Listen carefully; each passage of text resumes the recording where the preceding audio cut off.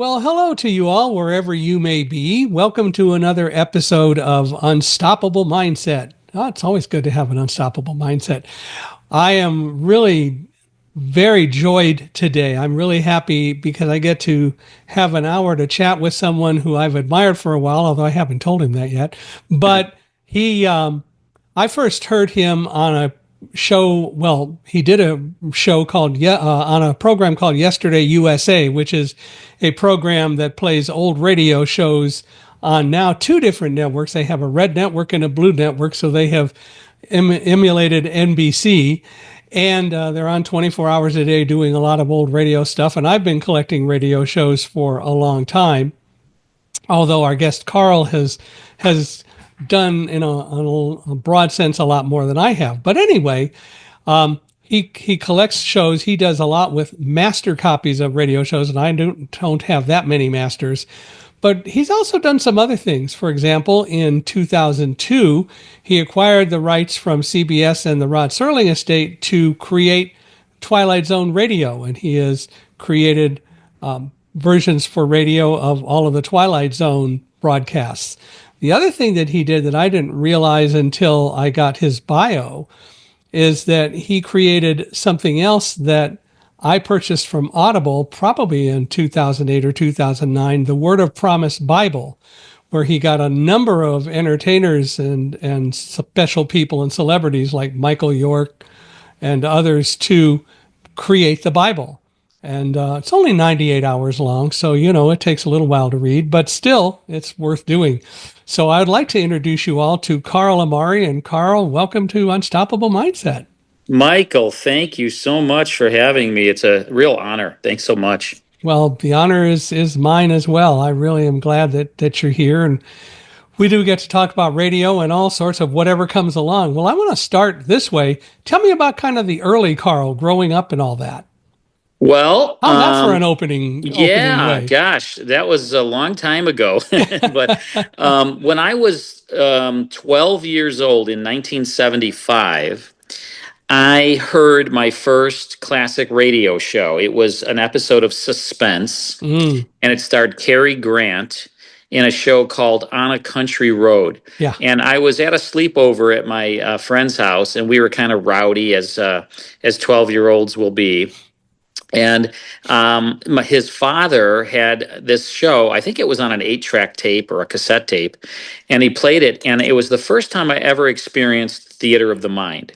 And I, grew up watching Batman and the Twilight Zone and Wild Wild West, and I had never had anything, that really just blew me away, like hearing a radio drama where you hear the actors performing and you see they have the sound effects and the music, and it creates this movie in your mind. And I was at 12 years old, I was just completely flabbergasted, and I wanted to learn all I could about classic radio, and so I spent really my entire career, the last 40 plus years, licensing and putting out these radio shows, licensing from the estates and putting them out on radio and on CD and digital download and so forth. Cool. Yeah, I remember On a Country Road. The first show, well, I remember a few times my parents were listening to radio in the early 50s.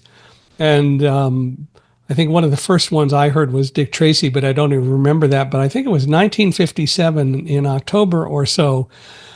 I was listening to the radio, and all of a sudden I heard, and maybe it was 58, but anyway, one of my favorite songs at the time was Tom Dooley by the Kingston Trio. Mm-hmm. And this announcement came up that on Suspense this Sunday would be the story of Tom Dooley. And I went, oh, that's interesting. Oh, right, so I'm right. going to listen to that. And I did, and I was hooked for the very same reasons that you were. Radio really presents you the opportunity to picture things in your own mind, in a sense, the way you want. And what they do in the radio production is get actors who can draw you in, but the whole idea is for you to picture it in your own mind. So I did it with Tom Dooley, and I got hooked, and I was listening to Suspense and yours truly, Johnny Dollar, ever since that day.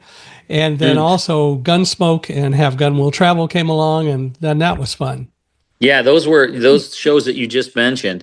They were on still in the 50s because when you think of the golden age of radio, it was really the late 30s all the way to the very early 50s, golden age of radio. But there were hangers on. There was Hmm. Johnny Dollar and, like you said, Suspense, and some of these programs that were still on. Fibber McGee and Molly, even Jack Benny, were still on during the 50s. And then, of course, most of the shows made the transition to the visual medium of television. But I still say, today, listening to these radio shows is more fun, and I think they're more impactful than the television versions.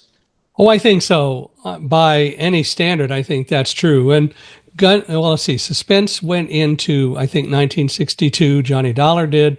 Hmm. And Suspense and Gunsmoke and Have Gun Will Travel started on television, actually, but then transitioned to radio. There were a few shows, a few of the plots that actually were on both, Yes. but John Dehner played Paladin on the radio, and that was fun. And then, of course, Gunsmoke as well. So Yeah. they all went into the '60s, which was kind of cool. Yeah, and usually they had, sometimes they had the same cast and other times a completely different cast. Like with Gunsmoke, William Conrad was Marshall Matt Dillon on radio, and of course people remember him as Cannon on television, also Nero Wolfe on television. But William Conrad, who was probably in more radio shows than anyone I can think Yeah, of, yeah. was Marshall Matt Dillon, and then on television, of course, James Arness.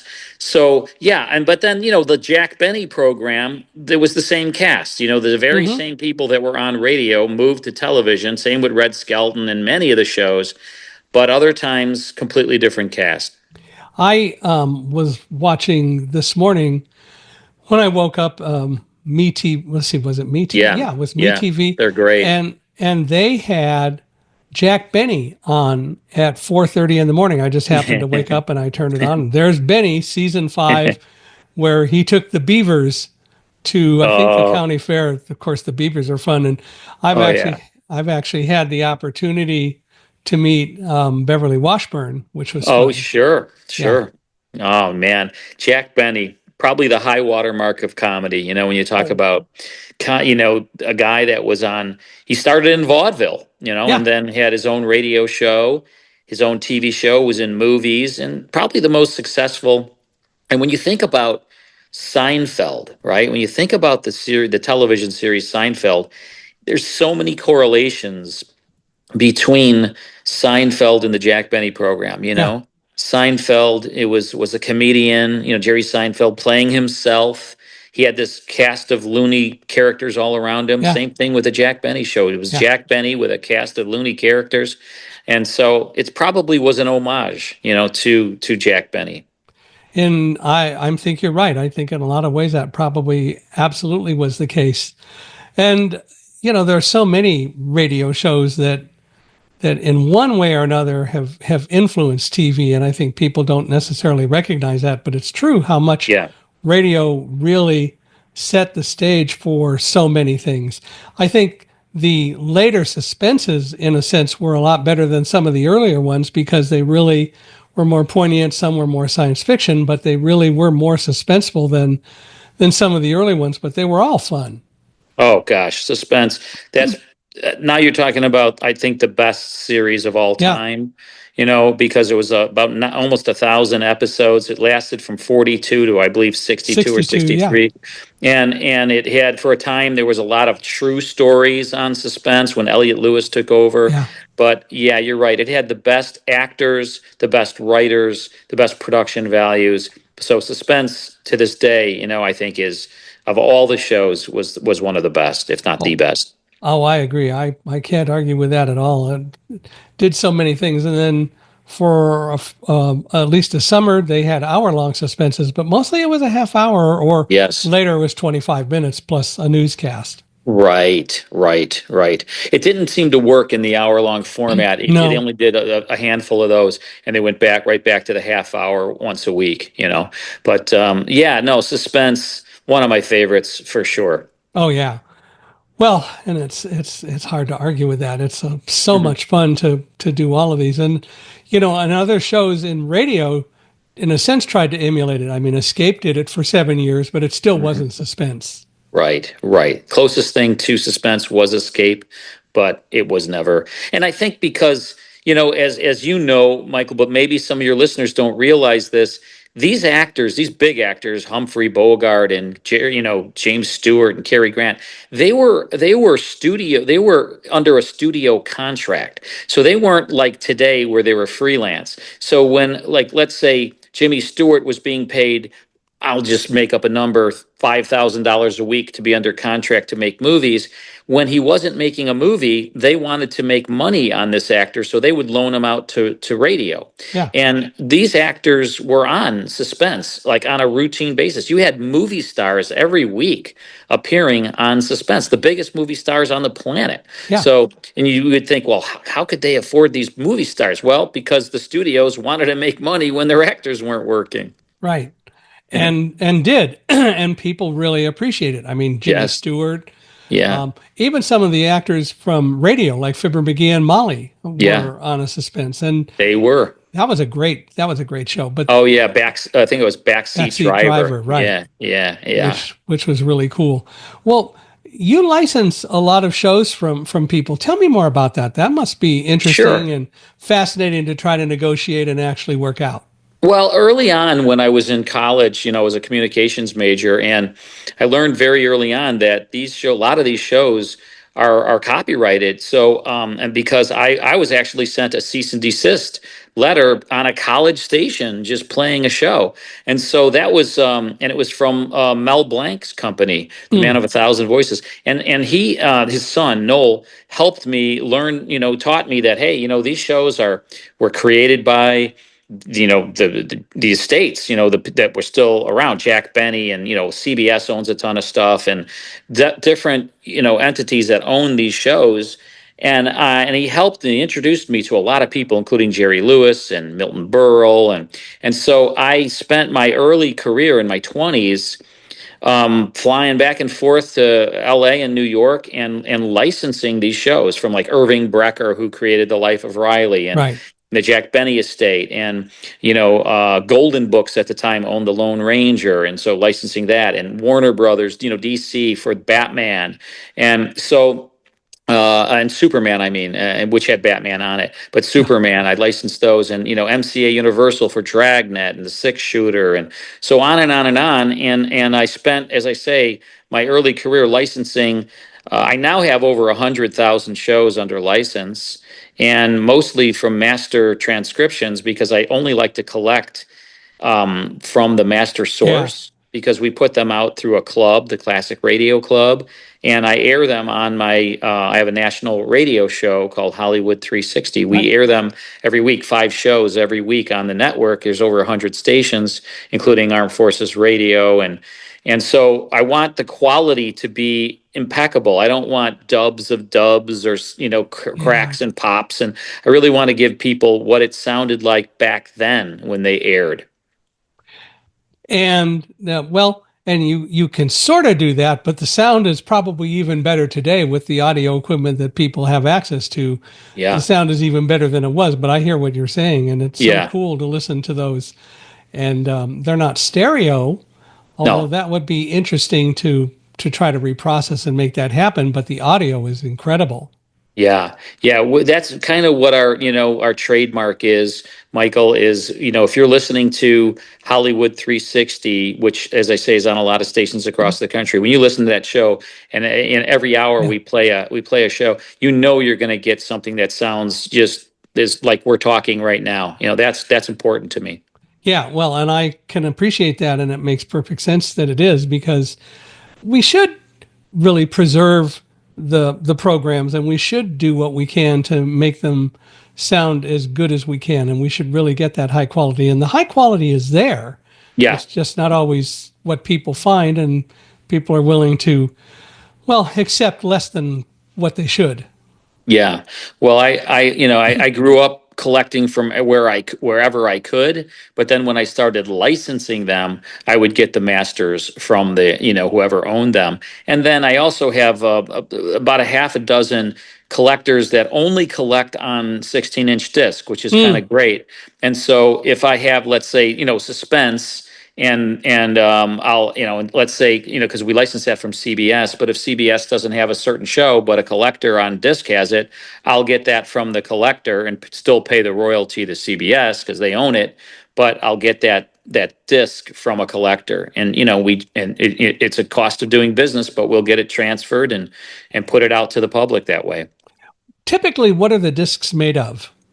So they're like a shellac. I mean, they're like a glass. Some of them are actually Some, glass, yeah, I know some and of the Jack Benny shows were glass. yeah, and acetate and things like that. And so I there's one gentleman that's in Redding, California, Doug Hopkinson, who is Hmm. just an expert on this, and he does most of the transfers.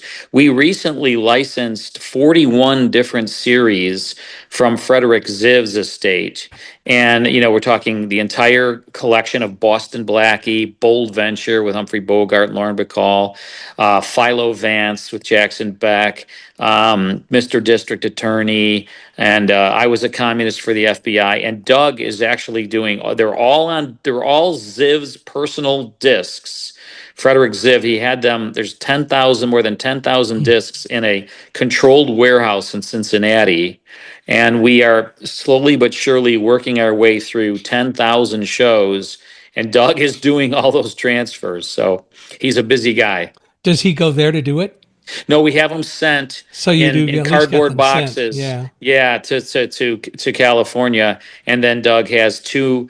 It's special equipment that you have to use. Oh, I mean, yeah. it's very, very. It's not just a turntable. I mean, it's a special equipment. And then we get the raw file. We get He uses the special needles based on that album. Or that disc. He has a whole plethora of needles, and then he tests it, whichever gets the best sound out of there. So yeah, he's tops at this, and so we're doing those. We just transferred all the "I Was a Communist" for the Yeah. FBI with Dana Andrews. Yeah. Yeah, and all the Boston Blackies, which is one of my favorites. And Bold Venture. And Yeah, and Bold Venture. I have those. Good man. So I know that it's interesting you mentioned the needles. So for people who don't know, in order to get a program on one disc, the transcriptions were literally 16 inches. I mean, we're all used to LPs or 12-inch discs, but the radio transcriptions were 16-inch discs. Right, and that held 15 minutes. And that so you held needed 15 two minutes. discs. Yeah. So generally, you needed two discs to give you one show, unless it was one on one side and one on the other side. But a lot of times, it was two discs for one show. Yeah. And then on the opposite side, you'd have another show. One of the things that I got the opportunity to do was to collect. My dad knew somebody when he worked at Edwards Air Force Base that had a number of 16-inch transcriptions, and I had a turntable. It wasn't great, but it served the purpose for a college kid. And one of the things I discovered was that there were a few recordings that rather than putting the needle on the outside and the record spins and plays in, you actually start from the inside and go out. Yes, I've seen that. Yeah, And I'm some of told them were that way. I'm told that they did that because the audio quality was actually better doing it that way. Really? Yeah, I didn't know that. I didn't know, but that's what I was told, was that the audio Wow. quality was even better. Wow. Yeah, I mean, it's a skill. Because we really have one shot to get these 10, these discs, and we're getting them from literally Frederick Ziv's personal. They were, I told, like the first one off the duplication line, when he would bicycle the discs all around the country. We're not using discs that were ever touched by radio stations. In fact, a lot of them, we have to drill out the holes in the middle because they've closed up a little bit. So these have never been played. They're unplayed, his master discs that are unplayed. And if you have the Bold Venture, what we were able to pull off those masters. Yeah. It's like high fidelity monaural. Yeah. They're as good as it can get, and they do. They sound really great. Well, even the Boston Blackies are good. Yeah. Oh, yeah. Yeah. I'm excited about that because that's one of my favorite shows, Boston Yeah, I Black. like Boston Blackie, and Yeah. well, and I was a communist for the FBI, and I haven't gotten those yet, but I'm waiting to get Dana Andrews, that whole They series. just shipped, so they you should be getting them, Michael. So thank Yeah, you for that. they'll Thank you be for that. coming, which Yes. is pretty cool. But it is so fun to have the opportunity to listen to all these, and I really urge people. The easy way is you can go to places like yesterdayusa.net online and listen to a lot of radio programs, but you can go to Carl's website, or when he can tell us how to do it, and you can actually purchase the opportunity to get copies of some of these shows, and they're absolutely fun and worth doing. Yeah, thank you, Michael. We have, our radio show has a website. You can learn about our radio show. That's easy. It's Hollywood and then 360. So Hollywood 360 radio.com. That's my, and you can reach me, but there's ways to contact me through there. And then I think I mentioned we offer these through a club, which is pretty cool because what I do every month is I'll comb the library we have over 100,000 shows, and I'll pick 10 shows every month Mm, and put them either on 5 CDs with a booklet, historical booklet, and it's in a nice case. And you get about every 30 days, CD members get a new 10 show 5 CD set in the mail. Or you can get those same shows via digital download. So if you don't want the CDs, you just want a link sent to you, they're done that way too. And that's classicradioclub.com. And all of the information is there at classicradioclub.com. And as I say, that we put out only the best quality there, like the yeah, best quality you could possibly get. which is so cool because I have heard some of those programs, as you say, that they're dubbed or people for some reason have the wrong speed. They're not great quality. And it's Right. so frustrating when Yeah. there's no need for any of that. And then some people, of course, cut out the commercials, not being visionary enough to understand the value of leaving the commercials in. Right. And Yeah. again, they didn't do a very good job of cutting them out. No, we leave everything in. Even, it's so interesting to hear cigarette commercials or, all, vitamin commercials like, ironized yeast Yeah. presents lights out. Yeah. It's fun. It's fun to hear, these commercials. And My, sometimes like on the dragnets when they're talking about Chesterfield, they're like, oh, doctor recommended, and all this. well, It's even just, better than that, I was just thinking the Fatima cigarettes yeah. commercials on Dragnet. Yeah. Research shows. And it's going, yeah, I wonder where they got their That research. research, yeah. Oh Or, my gosh, or, yeah, it was crazy how they would do that. I they mean, got away with it.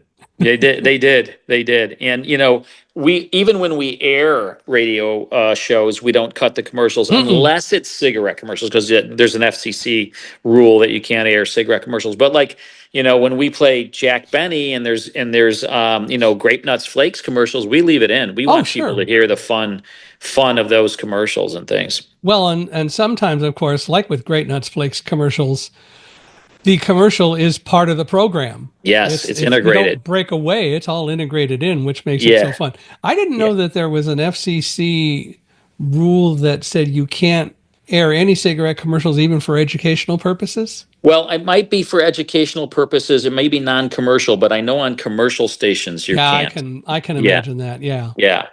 And Hollywood 360 is commercial. We have sponsors like, we have Prevagen is one of our big sponsors, Cat's Pride, Kitty Litter, and they've been with me forever. And whatever the Home Depot, Geico, My Pillow, these are some of our sponsors, and so we're on commercial stations across the country. Yeah. So it makes sense that you do it that way, which Yeah. is understandable. But boy, some of those commercials or the Chesterfield commercials, Accuray on Gunsmoke. Yeah. Accuray. Yeah, Yeah, what the heck is Accuray? a gimmick to get you to buy their cigarettes. Yeah, I bet there was no Accuray machine, but oh, who Probably knows? not. Probably not, but it is so funny. Well, you did the Twilight Zone radio programs. What got you started on doing that? Well, growing up, I think I mentioned earlier, it was one of my favorite shows. Yeah, And it was always mine too. and just watching that, I was so blown away by Twilight Zone as a kid. So then when I got into the licensing of these classic radio shows, and I guess I was just always really envious of these producers that got to do these radio shows. And I always thought, man, I was born in the wrong decades. I wish I was around back in the 40s and was able to produce Suspense or Escape or one of these shows. And I thought the show that would work the best, um, that was on television, that would work great in the theater of the mind realm, would be Twilight Zone. Yeah. Because growing up watching, the makeup wasn't that great and the costumes weren't that great. You could see the zippers on the Martians sometimes. And I thought, the writing was so amazing, Hmm. right? And the stories were so vivid and it worked for your theater of the mind that you didn't really need the visual with Twilight Zone, especially if you have to write them in a way for radio. There's a special technique for writing Yeah. for radio, obviously. So I reached out to CBS and the Rod Serling estate, and they thought it was cool. And they said, you know what, do one. We'll take a listen to one. And they sent me the television script for Monsters Are Due on Maple Street. That was the Oh, one they okay. sent me. And at the time, I was trying to get Robert Wagner to be the host. I always liked It Takes a Thief, and and Hmm. um, and he thought it was interesting, but he passed on it ultimately. And then at the same time, I was working with Stacy Keach Sr., Stacy Keach's dad, who had created Tales of the Texas Texas Rangers. Rangers, right. And so I was actually at Jane Seymour's house, because Jane Seymour was married at that time to Stacy's brother James Keach, and I got invited to a party there, and I got to meet Stacy Keach, and I heard his voice up close, standing next to him, and I was like, this is the guy I got to Yeah. get to be the host. And so I started telling him about what I was doing, and he's like, I'd love to be the host of that. And so that was the beginning of a lifelong friendship with Stacy, and he was just incredible on it. And we did a pilot, Monsters Are Due on Maple Street, and they loved it and said, go ahead. And that was it. And that was like in 2002. The first one I heard was, if I remember the title right, A Different Kind of Stopwatch. That was Okay, the one sure. with Lou Diamond Phillips. Lou And Diamond Phillips. that was the Yep. first one. I think you offered that as a sample, Yeah, and it could that was been. the Yeah. first one I got. That was pretty But cool. but you wouldn't believe, Michael, whenever I would reach out to an actor like Jason Alexander. I mean, I remember Jason when I reached out to him and I said, "Hey, I'd like you to do these," and he was like, "Oh, I'd love it." And then he did it, and then he'd call me and say, "You got any more of those?" I love doing it, because they never get to do this. Mm-mm. These actors don't get to do radio, and so people like Lou Diamond Phillips and Luke Perry, God rest his soul, and Michael York and Mm. Malcolm McDowell and Don Johnson and Lou Gossett Lou Jr. and Gossett Jr. so many of these people that I reached out to. Jane Seymour, another one. They were just they couldn't say yes fast enough. They just loved doing radio drama. It was so easy to book these stars. I've been talking with Walden Hughes, who is the guy who now runs Yesterday USA. We've been Yeah. talking about, and we've been doing recreations of a number of shows. The problem is that the people who are involved oftentimes have never really gone back and listened to the shows they're recreating, and their voices and what they do are so different than the kinds of things that you actually would hear on the shows. They just don't do it very well. And we've actually thought about the idea of trying to get a grant to try to teach people how to be radio actors and really learn to do the kinds of things that would make the shows a lot more meaningful. We'll see Yep. what happens. We're really working on it. We're Yeah. going to be doing some recreations in Washington for All right. radio enthusiasts of Puget Sound. Yes. And one of my favorite radio shows has always been Richard Diamond, Private Detective. I Oh, thought great Dick show. Powell's such a wise guy. And Yeah. so I am actually going to be Richard Diamond in June. Nice. That's Oh going my to be kind of gosh. fun. Yeah. Wow. Well, there's a real special magic to doing these radio shows, as I know you understand. And that really boils down to having great actors and also great writing. Like, so CBS would send us they would send me the Rod Serling scripts. We'd get them, but they of course would not work on radio because it Mm-mm. was written for a visual medium. So Right. I had a two-time sci-fi fantasy winning writer, Dennis Eschison, who is no longer with us, unfortunately, but he was an expert on Twilight Zone and also how to write for radio. And it's all about that. It's taking that he would take the TV scripts and redo them so that they would work without the visual. And that you start with that, and then you can create when you have a great group of actors. And I hired only the best Chicago supporting cast here. The Goodman Theater and actors and people like that. And then, of And course, the Star. We'd fly the Star in, yeah. and they'd knock out two shows. I'd bring in lunch in the middle of the day. We'd knock out two shows, and it was a wonderful experience doing, like, I don't know, I think I did, oh gosh, close to 200 episodes. Now, were some of the episodes shows that never were on the TV series, or they were Yeah, when newer? we got through the original 156 shows, because that's how many were in the Right. original Rod Serling run. So we did them all. One of them I never released because I wasn't happy with it. I think it was called Come Wander With Me. So that one I never released. We did it. I wasn't happy with it because it was a musical one. Hmm. I think it had Bob Crosby on it or somebody like that on the TV show. And so it was a lot of singing, and I just wasn't happy with Hmm. it. But after that, there was no more. I could have gone into the later series, but I said to them, Yeah. can I hire writers to write new ones? And they said, sure, but we have to approve it and all that. And Of so a lot course. of them got approved and a lot of them didn't. And then I think we produced maybe close to 30 or 40 originals. Right. Yeah. Did you ever meet Rod Serling? No, never did. He was S- gone before I got into this, but See, yeah. he came to UC Irvine to lecture once when I was still on campus. I was actually Wow. program director of the radio station, and so several of us from KUCI got to interview him. And one of the people who was involved with that actually had one of the ape costumes from Planet of the Apes. Oh my So he goodness. came dressed up as one of the apes, which really Oh, impressed Rod. wow. Wow.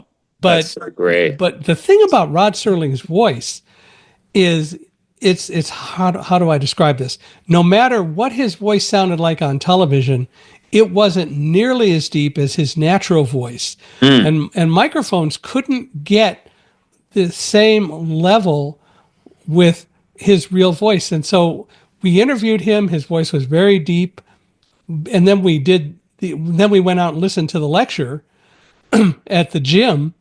And he sounded like Rod Serling, but he didn't sound Mhm. like Rod Serling when we were talking with him, Yeah. and when we could hear him with our ears. When it came out on the show that we did the interview, it again sounded like Rod Serling, but just the microphone couldn't really get the full breadth of his voice, which was Sure. amazing.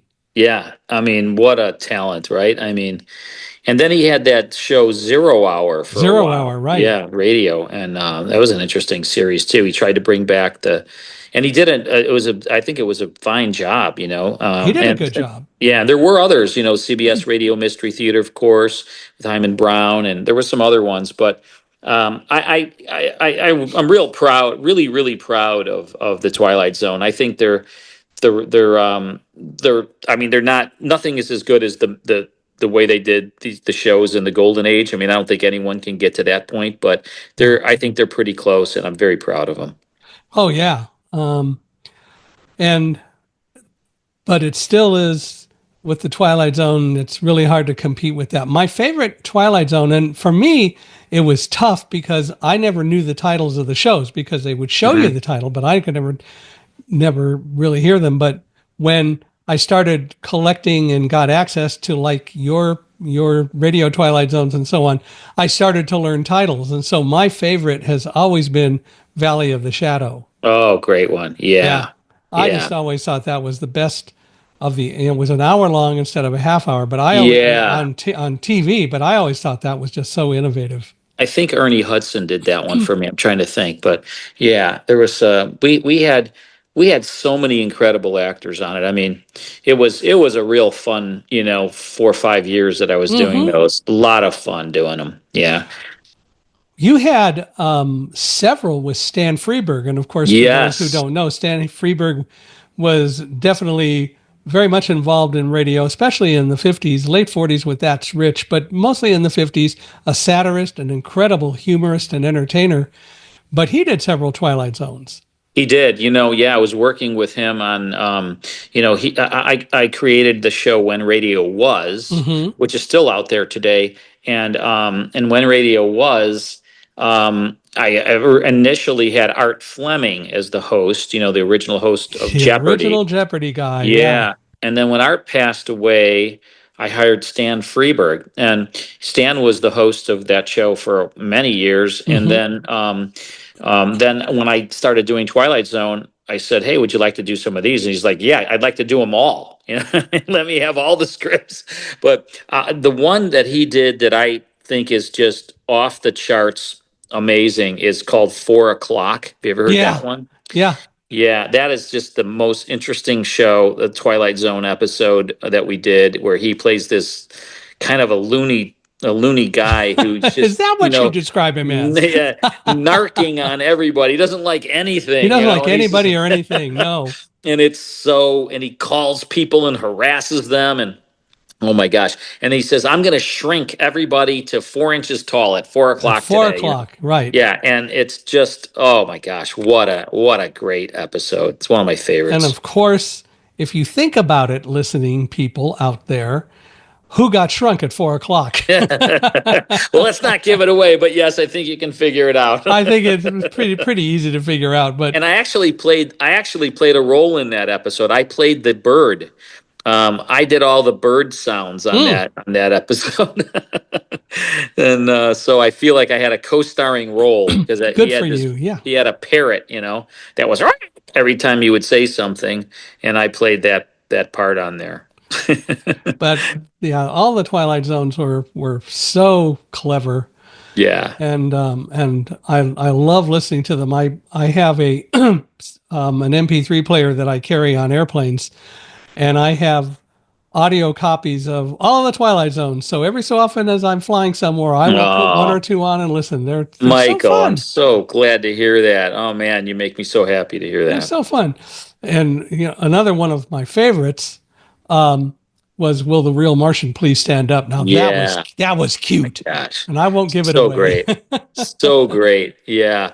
I'm trying to think who the actor was in that one, but it's been a while, but that's a great one. Yeah. And I remember, watching it on TV and thinking, oh, this would work on radio. So great. So love doing them. I'd Yeah, love to do more. I might consider coming back and doing more. I mean, originals, might be a lot of fun to do those again. I was going to ask you if you've got any plans for doing anything future, in the future. Might be interesting, and there's a lot of leeway, of course, to take it in different directions. Do X-1, but you don't have Yeah. to do the same stories even, although there are Yeah. a lot of good stories in the original X-1s. And for those who don't know, X-1 is a science fiction series. It was on Yeah.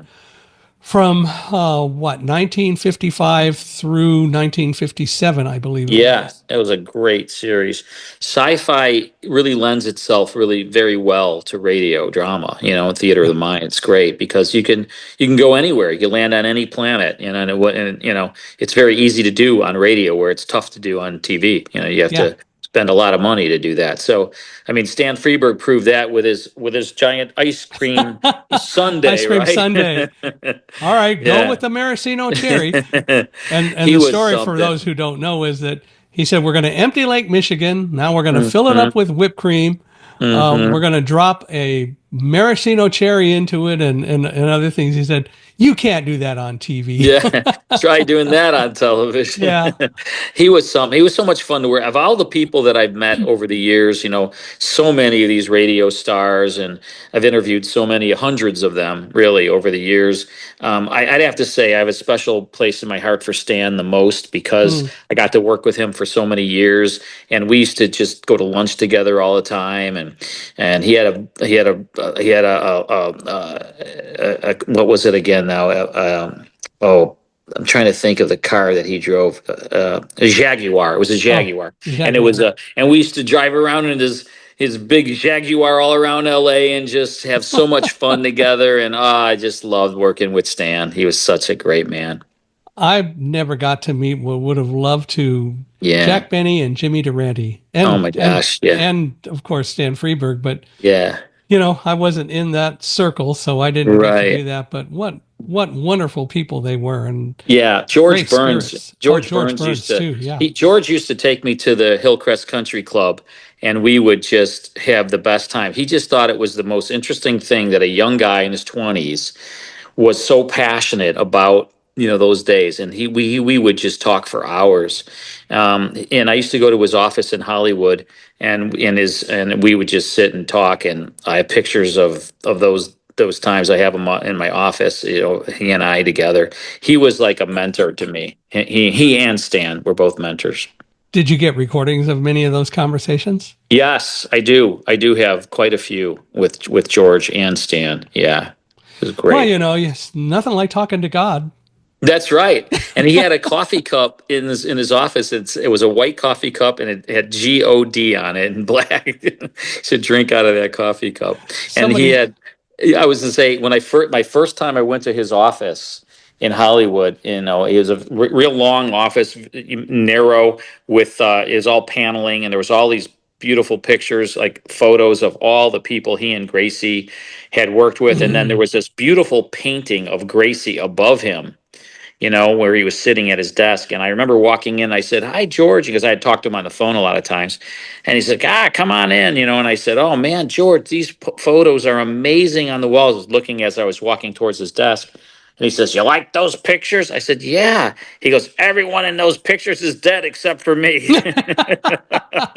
I oh knew him the last gosh, about 4 years of his life. From he was 96 to 100. I to knew 100, George, yeah. and we'd go to the Hillcrest together.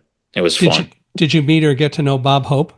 Never met Bob Hope. No, Because he no. lived what to Yeah, 100 he lived also, to 100. Yeah, never and met Bob Hope. and No. Irving Berlin got to 100. Yeah, yeah. But so many, I mean, Jerry Lewis and so many others that I mean, Jerry was so great. I mean, probably one of the most talented people to Mm. ever live. And he could even Uh, sing. and he could do it all. I mean, he was something. I mean, I was in such awe of that man.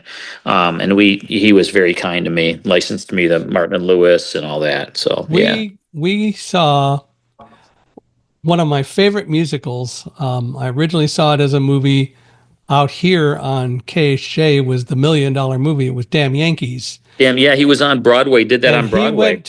he did it Yeah. on Broadway, and we read about Yep. it. And Hmm. he said how his father said, "You'll really know you've arrived when you get to do something on Broadway." And that was Hmm. the only thing he ever got to do on Broadway. And we did Yep. get to go see it. Oh, We saw wow. Jerry on Yeah. Broadway. Amazing. Yeah, amazing. Yeah. Yeah. I'm so sad that there was so much acrimony for so many years between him and Dean Martin, Yeah. which Yeah. was really probably brought on more by all the people they worked with Yes. that caused it a whole lot more than them. But I think Yeah. near the end they did deal with it a little bit. Yeah. They got back together a little bit. Yeah. Yeah, he was an interesting guy, boy, I'll tell you. Just talking to him, I learned so much. Learned so much over the years. Yeah. Yeah, yeah, it's so much fun to be able to do that. Well, I really do hope you do get to do another show, do something else. And you're right. There's nothing like science fiction in terms of what you can do, and maybe even doing a series. Yeah. Yeah. As opposed to individual shows. One of my favorite science fiction books by Robert Heinlein is called "The Moon is a Harsh Mistress," and I would love to see somebody Mm. dramatize that. I think it would take probably to do it right. It's going to take about 15 hours to do, but Oh, wow. what a great What a great thing. If you've never read it, read the book. It's really Oh, clever. I haven't, so I'm not familiar with it. So I'll give it a read. The Moon is a Harsh Mistress. It's Yeah, really, really yeah. pretty clever. A computer helps organize a revolution on the moon, which was being colonized and run from the Lunar Authority on Earth. Here's what gives it away in 2075. Subtract 300 years. It's Yeah. all about the same thing like the revolution here, but a computer, Mycroft, wakes up and helps organize the revolution. It's really pretty clever. Oh, wow. That would be fun to do in a series. Yeah. It would be worth doing. But yeah, I've always enjoyed the book. Robert Donnelly read it as a talking book for blind people. Oh, okay. Okay. Yeah. So I actually have it. I'll have to find it. I could actually send you the recording. You could listen to it. Oh, please do. I'd love that. We won't tell I the love it. Library of Congress, so we won't get in too No. much trouble. And But then it's then I kind of, my other passion is the Bible. And yeah. I was going to so get to that. Tell me. yeah, I was just gonna, and so a lot of these same actors that did, Twilight Zones and things for me, like Jason Alexander and so many of these people, Lou Gossett Jr. When I decided to do the to dramatize the entire Bible on audio, a lot of these same actors and many, many, many more were really great to be in that too. It Yeah. was a lot of fun. Yeah. Well, very recognizable voices to a large degree, like Michael York. Yes, yes. He was the narrator, He so he was the did the narrator. most. He worked the longest. What a great man. Just an amazing actor. He was the narrator. And then, Jim Caviezel, who played Jesus in The Passion of the Christ, played Jesus in it. Right. And then, Richard Dreyfuss was Moses. John Voight was Abraham. Max von Sydow played Noah. John Rhys Davies was in it. I mean, Marissa Tomei was Mary Magdalene. I had Mm. many, many Academy Award winners in it. And so many people, was in it. That was a 4-year deal. That took me 4 years to do the full Wow. Bible. Yeah, 98 hours on audio, fully scored, the whole thing. Well, you had a great publisher put it out, Thomas Nelson. Yes. Yep. They also did my first book, Thunderdog, so can't complain about that too much. No, they know how to market. I think today it's still the number one selling dramatized audio Bible in the world, I believe, so it's been a big success I for wouldn't be Thomas surprised. Nelson. Yeah, Yeah, yeah. I That wouldn't was be a that surprised. was that was quite, you should have seen what my passport looked like when I did that. It was stamped for every country all over that I was going and having to produce, because a lot of the actors, like, John Rhys Davies, he lives in the Isle of Man, and then Max von Sydow was in Nice, France, Hmm. and we scored it in Bulgaria, and it was just crazy traveling all over the world to make that audio. But But you've it done was some other Bibles in addition to that, I haven't you? have. Yeah. Yeah, I have. I think I did. Now it's like 5 different ones, because I like doing different translations, Hmm. because it's different. Even though it's the same story, the translations, people have translations that they love, whether it's the RSV or it's the New Living Translation or the NKJ, or, and so I've enjoyed doing them in different translations. That's pretty cool. Do you have Yeah. any additional ones coming out? No, no, I've done like 5, and so I'm more doing, more concentrating now on my radio show, Hollywood Hmm. 360, and some movie production stuff that I've been working on, and then I'm one of the owners of a podcast company, so we're always putting out, different podcasts and things, and so my plate is very full. Although I think I would love to do something like what you're saying, like either more Twilight Zones or maybe something like that. It might be, I'd love to do something in the theater of the mind, Yeah. arena again too, because I love Well, doing that. yeah, I think it'd be a lot of fun to do. Tell me about the podcast. Yeah, so we have a podcast company called Gulfstream Studios, and our main podcast is so we do a show called well, there's several podcasts that we're doing, but it's Spout is the one that's a music oriented. We have all the biggest music artists on there. It's really great. So Spout is the name of that podcast. And then we're working on a Bible podcast. We're going to come out with some a Bible podcast pretty Ooh. soon. I'm real excited about that. More soon. Hopefully, you'll have me back when we launch that. Well, yeah. And then we have we're always looking for, and so I'm ready to take your podcast onto our platform. Whatever you say, Michael. Oh, we'll have to look at that and work it out. But in the meanwhile, as I said earlier, I'd love to come on any of the podcasts that you want. And if you Yeah. have you read Thunderdog? No, I Oh didn't my know. I heavens! didn't have not read it. So No. Thunderdog was my story of being in the World Trade Center and getting out Yes. and so on. But you should read it because there are also some some really poignant parts, like just to briefly tell that part of the story. I'll send you a video Yeah. where of a speech I've given. But one of the parts of it is that as I was running away from Tower Two, Hmm. as it was collapsing, because we were at Vesey Street and Broadway, so we were like 100 yards away from Tower Two when it came down. Wow. I turned and ran back the way I came, and as I started to run, I said to myself, and I stayed focused pretty much, but I said to myself at that point, God, I can't believe that you got us out of a building just to have it fall on us. And Right. I heard a voice as clearly as we are hearing each other now in my head that said, don't worry about what you can't control, focus on running with Roselle, and the rest will take care of itself. And Wow. I had this absolute sense of certainty that if we just continue to work together, we would be fine. We did, and we were. But I am very much a person who believes in the whole concept of God. And for those who may disagree with me, you're welcome to do that. But you'll just have to take that up with God or whatever at some point. But Hmm. I would love to really explore anytime you need a guest to come on and be a part of it. I would love that. And I who would love knows? that. Maybe I'll be good enough to act in a radio show you do. I'm sure you would be. I'm sure you would be, Michael. But Yeah. it would be fun to do. But I really enjoy doing all this stuff. And Yeah. radio, of course, has become such a part of my life for so long. It has helped me become a better speaker as I travel and speak all over the world. Yeah. Wow. Well, I'm a big fan of yours, and but I'd love to read the book, so I'll order it. Can I get it off of Amazon or something like that? You can get it off of Amazon. You can get it from Audible, Okay. or wherever. And then Yeah. we wrote two others. One's called Running with Roselle, which was really intended more for kids, talking about me growing up and Roselle, my guide dog at the World Trade Center growing up.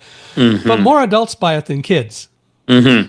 And then last year, we published Live Like a Guide Dog, True Stories from a Blind Man and His Dogs about being brave, overcoming adversity, and moving forward in faith.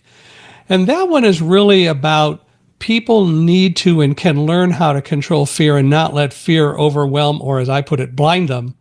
And that you Yeah. can actually learn to use fear as a very powerful tool to help you function, especially in emergencies and unexpected situations. And so Live Like a Guide Dog uses lessons I've learned from all of my guide dogs and my wife's service dog, Fantasia, that have taught me so much about learning to control fear. And I realized at the beginning of the pandemic, I've talked about being calm and focused getting out, but I've never taught anyone else how to do it. So Live Like a Guide Dog is my solution for that, which is kind of fun. That's that I'm sure helps a lot of people. That's because fear is it's debilitating. Yeah. So yeah. Well, But it that's doesn't need awesome. but it doesn't need to Doesn't need be, to be. That's right.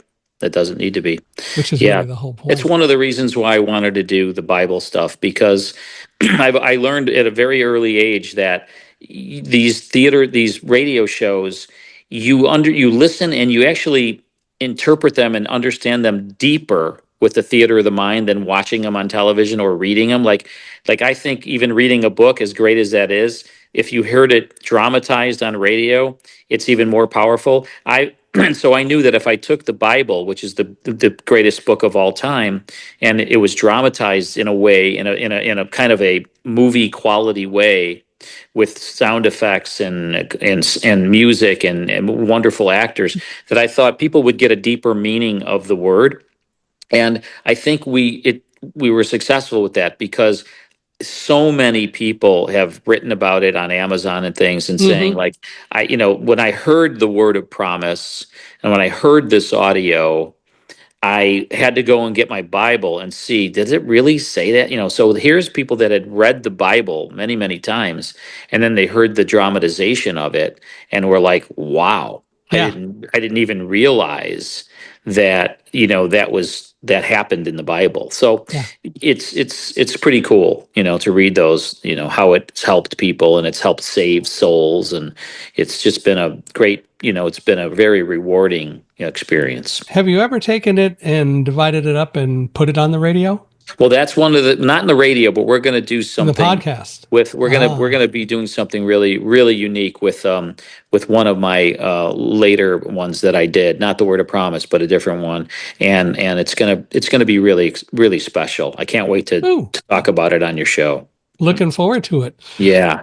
Well, we have had a lot of fun doing this, and I'm going to have to sneak away, so I guess we'll have to stop. Darn, but we do have to continue this, and I'd love to find ways to work together on projects and be a part of your world, and love you to be more a part of mine. I'm really glad that we finally had a chance to get together and do all this. It's been a lot of fun. Me too, Michael. Me too. It's really, I said it was an honor, and it really was an honor. And thank you so much. Well, for all of you listening, we hope you've enjoyed this episode of Unstoppable Mindset.